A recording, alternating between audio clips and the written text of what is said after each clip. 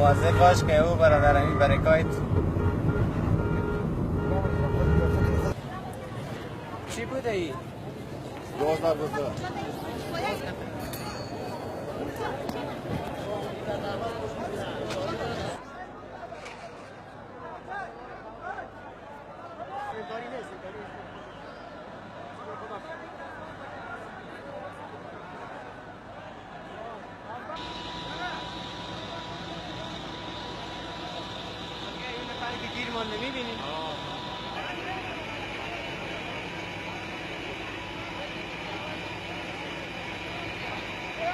اسم من زبید یکی از دکانداران عباسین جبران میبودم که در تاقوی تحتانی دکان داریم و فعالیت می‌کنیم. آتش سوزی قسمی به صورت گرفته که در اول گفتن که انتحاری داخل مارکت، تمام مردم از مارکت خارج شد. بعد از اون ما در حال جمع کردن مال‌های خود بودیم که ناگهان یک دفعه شعله‌های آتش از منزل بالا و پایان سر تاقو افتید.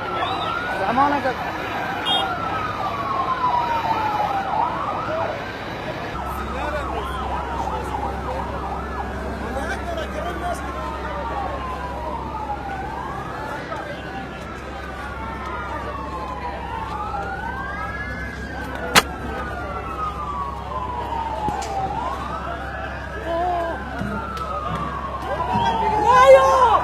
Simas kandame sendayo!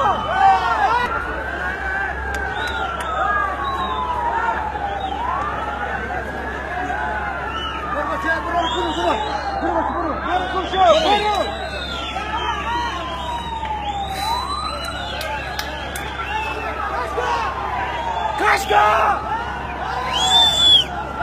Kaşka! Bad be Kaşka! Hey be Kaşka! Balığa kaç, balığa kaç.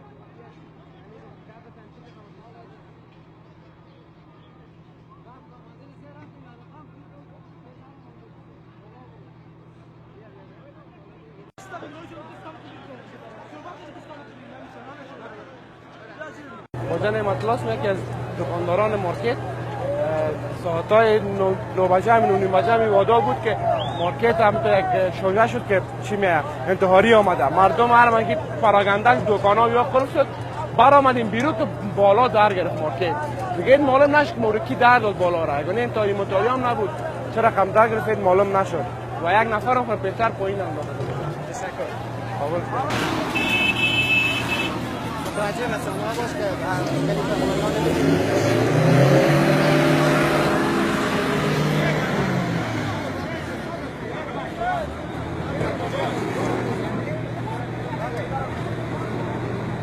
اونو کسایی که بند ماندن جان بدر اونا رو ببین.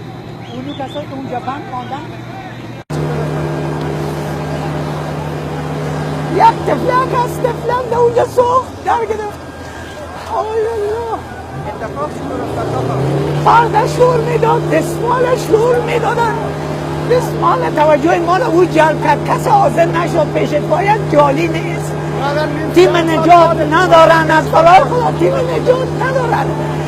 اوه خدا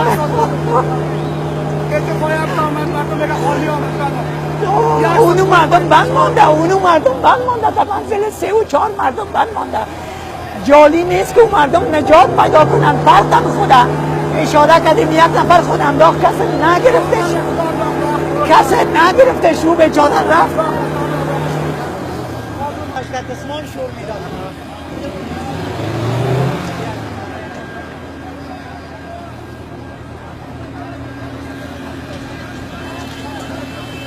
نمی‌کنم سنگین انتظام مشکل کار بود.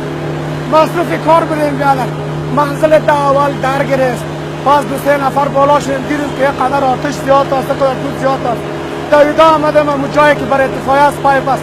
او را مورلاکش پراندیم بیادر، پایپ آواز کردیم. کل چیش آواز کردیم، قطع نو نمی‌آمد. زنگ یک بار اتفاقی آمد. بعد معلوم نبود که او داشت یا نداشت بیادر.